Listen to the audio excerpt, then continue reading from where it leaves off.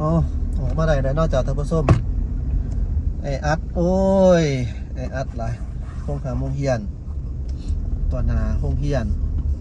ไผก็จะเอาลูกเอาเต่าไปเอารถไปจอดปั๊บใส่แต่หนาโรงเฮียนหั่นเนาะแล้วก็ยังไงจอดน้อยหนึงเนี่ยก็ย่างเอาบ่ได้บ่เนาะเนาะโครงการนี้เอาไปเอามาแล้วใหญ่ออกเอาซื้อๆเลยบัดนี้นะนี่โครงการก่อสร้างเนาะสิ้นเสียงวิศวกรรมก่อสร้างบริษัททับเมาส์ก่อสร้างของเพิ่นเนาะถือว่ากว้างออกเขตนี้เป็นพ้นสะอาดเด้อเจ้าพ้นสะอาดเนาะนี่เห็นอยู่นี่เป็นธนาคาร ICB ธนาคารจีนธนาคารกลางเลยใหญ่เด้ธนาคาร ICB ของจีนสาขานครวิงจันทร์วงเวียน450 ปี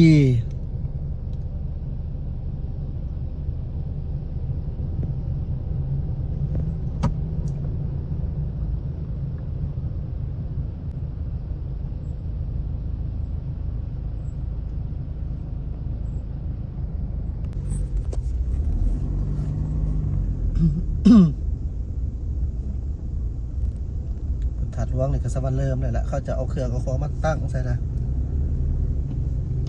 นี่มันสิมาเกิดอยู่นี่นะเจาะทำประสบไหมนี่อยู่นี่นะพอวงเวียนมาเนี่ยมันมาต่ำจุดใช่นี่นะมันจะมาเกิดใช่นี่นะ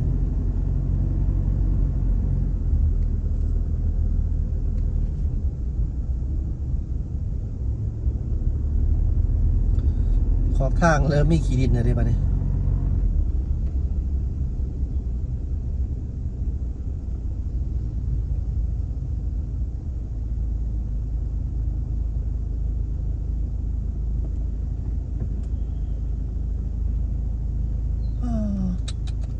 อีกจัดรถไล่อีดีทำประสบเอ้ยสัมผัสเท่ากันแล้วเนาะคนในเมืองหน่อยเลยแต่ว่ารถหลายทางน้ำประปาคนเข่ง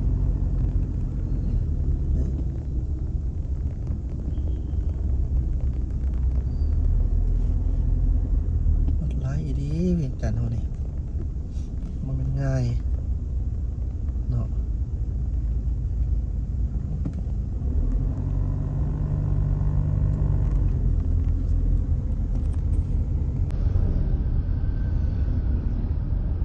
นครหลวงเวียงจันทร์คอยพ่นเข่ง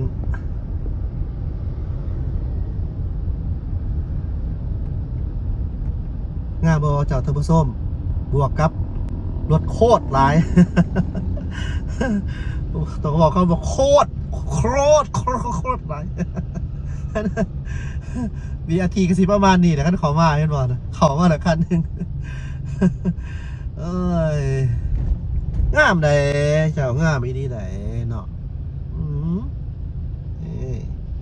มั่นใจด้วยนะว่าคลิปนี่มักไอ้มินมัก เห็นหลายสิ่งหลายอย่างเลยเนาะเจ้าอ้าวพี่น้องเฮาบนถาดหลวงเพิ่นว่าขี่รถ BRT ฟรีแมน BRT สมมติว่าเป็นอย่างเนาะข่อยพ่นเข่งนะเจ้าข่อยพ่นเข่งล่าสุดเด้อจะเป็นแบบนี้ยังบ่ทันได้ใส่โค้งใส่จอมเถอะเนาะยังบ่ทันได้เขียนหนังสือใส่สมบ่นี่พ่นเข่งเอาออกแล้วเนาะเพิ่นแปลงเลยเด้อเจ้าสถานีพ่นเข่งล่าสุดเฮาทักท้วงตะกี้เพิ่นเขียนหนังสือบ่ถูกเนาะสระเอกลายเป็นสระอายังประมาณนั้นแต่ตอนนี้เพิ่นเอาออกเลยเด้อโอ้ดิถูกต้องแล้วบัดนี้นะสมบูรณ์ภาษาลาวเฮาแล้วบัดนี้นะงามหลายพี่น้องเฮา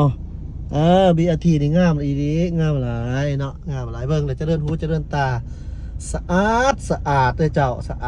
าดอีหลีเนาะคักงามหลาย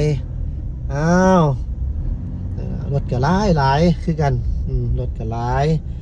นี่ชิวพ่อแม่พี่น้องคอยอดทนเอาเลยจะได้กันได้ไปหันแหละแต่ว่าศีรษะแน่เพราะว่ารถมันหลายแต่ละมือละเว้นนี่เนาะรถเพิ่มขึ้นตลอดได้บ้านเฮานี่นะให้เกียรติซึ่งกันและกันไปมาบางเทื่อก็อย่าสิถือสิทธิ์หลายเนาะคันไปบ่ทันใดก็ให้ผู้อื่นไปก่อนเพราะว่าเฮาจังสิบ่ได้ติดคือกันคันเฮาถือสิทธิ์หลาย ไปได้อยู่แต่ว่าเจ้าค่าทั้งหนาจังซี่หั่นน่ะเจ้าท่านผู้ชมมันก็ลักษณะแบบว่าโอ้ยแนวใดบ่แหละเนาะนี่เต็ม BRT แล้วตอนนี้บ่ได้ติแล้วเจ้าพ่อแม่พี่น้องถึงแล้วนี่เนี่ยเพิ่นให้เข้าได้นี่เนาะแม่นอยู่ในกลาง BRT บ่ล่ะแลนนี่มันว่าซั่นมันระบายบ่ได้แท้ๆเด้อคันเพิ่นบ่ให้ผ่านเลยนะในตอนช่วงเช้าเจ้ามาอัปเดตบัดนี้นะ BRT เขตโพนพะเนาเด้อเจ้าในตอนช่วงเช้าตอนนี้เพิ่นก็ให้ยวดยานพาหนะอันเข้าได้เนาะเป็นการชั่วคราวเพิ่นว่ามันมีเวลาเด้อันผู้ที่ว่าได้เข้าแล้วก็เห็นว่ามันไวก็สิเข้าตลอดไลก็บ่โอเคเด้อจงให้ผู้อื่นให้เข้านำแน่บ่แม่นหยังดอกมันจะเฮ็ดให้สับสนในการสัญจรไปแน่เนาะประมาณนั้นเจ้าเพิ่นให้ให้เวลาอยู่ได้บ่แม่นบ่ให้นะเข้ามาในนี่ของ BRT เนาะคันบ่ให้เข้านี่ก็โอ้รู้สึกว่าในช่วงเวลาหีบด่วนนี่รถอังออแท้ๆได้เจ้าไปบ่เป็นอีดีนี่นะเนาะฉะนั้นเพิ่นก็คิดถึงแล้วให้เข้าชั่วโมง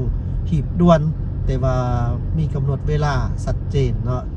ประมาณนั้นส่วนว่าเวลาเท่าไรนั้นให้ไปกดติดตามผมก็ติดตาม ให้เบิ่งคืนเนาะเจ้าเบิ่งคืนสำหรับการแจ้งการของเพิ่นมีอยู่ได้เบิ่งคืนมาแถวนี้โล่งสะดวกสบายโอ้คักเด้อเอาต่อกันอีกให้เบิ่งยาวๆเนาะเบิ่งยาวๆเบิ่งแล้วเบิ่งอีกเบิ่งเรื่อยๆได้เบิ่งได้เห็นได้ฮู้ได้เห็นการเปลี่ยนแปลงอันใหม่ๆขึ้นมานี่โดยเฉพาะแม่นี่แหละมาแล้วปู้คือหนุกยักษ์เลยท่านผู้ชมรถจักรเห็นว่าเนาะป๊าดจิโซพุ่นน่ะโอ้ขนาดบ่มานี่ก็บ่ได้เห็นเขาส่ง BRT เลยเนาะเพราะว่ารถมันแออัดแน่เพิ่นเข้ามาทางนี้มันก็เป็นทางด่วนพิเศษเลยโอเคคักนี่บ่จักรถจักรรถใหญ่แล้วเข้าได้เพิ่นเข้าได้นี่ก็อันนี้เขาบ่ได้ติได้ยังเด้อนี่เพิ่นให้เข้าได้เจ้าเพิ่นให้เข้าได้แต่ว่าก็มีกำหนดเวลาเว้าแล้วบอกอีกว่ามีกำหนดเวลาชัดเจนพ่อแม่พี่น้องเฮาค่อยเป็นค่อยไปเด้อให้นี่เจ้าหน้าที่เพิ่นโบกรถให้เข้าไปได้เห็นบ่เนาะบ่แม่นว่าเขาได้เขาบ่แม่นเขาเสียมารยาทได้บ่แม่นเด้อยามเพิ่นปล่อยก็ปล่อยนี่เจ้าหน้าที่ตำรวจจราจรโบกรถเนาะเอาเฮ็ดเวียกหนักอยู่เป็นกำลังใจให้เพิ่นด้วยกันให้ปฏิบัติหน้าที่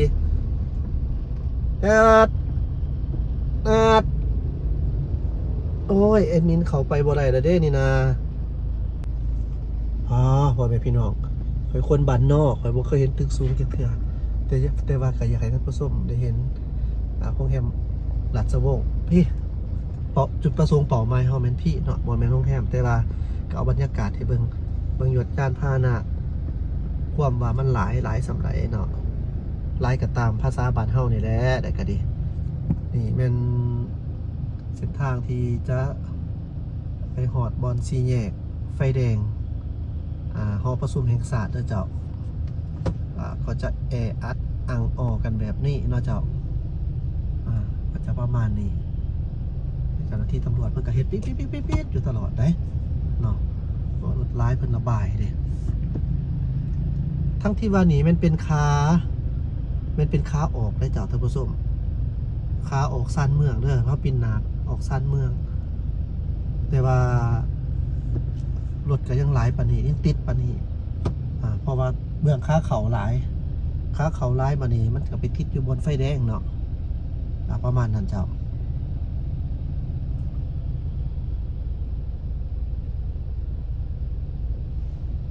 โอ้ตายแท้ปานนี้นะน้ำมันเบิดแท้โอ้ยไอ้เคี้ยวนี่สิไปไสไอ้เคี้ยวนี่รถใหญ่เขาจะจอดอยู่บนตันอยู่บนจักรสิหมุนถึงได้มันข่ารถคันนั้นเนาะรถคันใหญ่ๆอันนั้นนะจอดครับแข่งครับคนเขาจะที่บ่เนาะคุณนะไฟแดงนะไฟแดงอยู่โอ้นไฟแดงขนาดโอ้มันคือยังไก่แท้ป้าบอกไปเราบอกจากท่านผู้ชมพี่ดึกขนาดนะสะออนส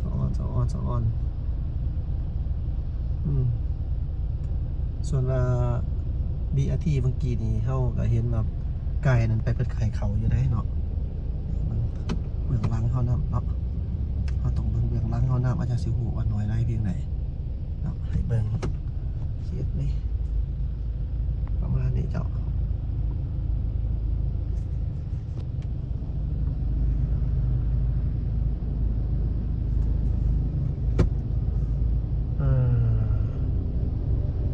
เรารถจักรกระแลนขึ้นเทิงฟุตบาทได้สบายเนาะโอ้บ่ไหวเด้อ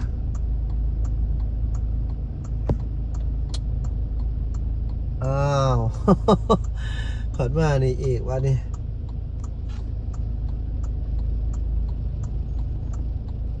บ่ไหว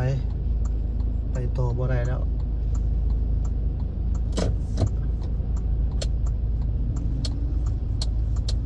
สอบดินมวยวัดเบิ่งดูนี่มวยวัดเขาบ่ไปทางนั้นแล้วบ่ไหวเขาต้องมามวยวัด โอ้โหเจ้าตะพส้มห้องแทมราชวงศ์เบื้องหลังจ้ะเบื้องแม่เจ้าตะพส้มนี่บอลครัวน้องเนียงครัวน้องเนียง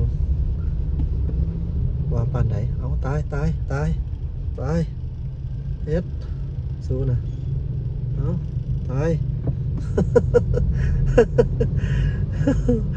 เฮ้ยคอยแม่กูเอ้ยขับรถแต่ว่าเขาสิเขาทางนั้นมาเอาหัวน้องเงียบบ่ธรรมดา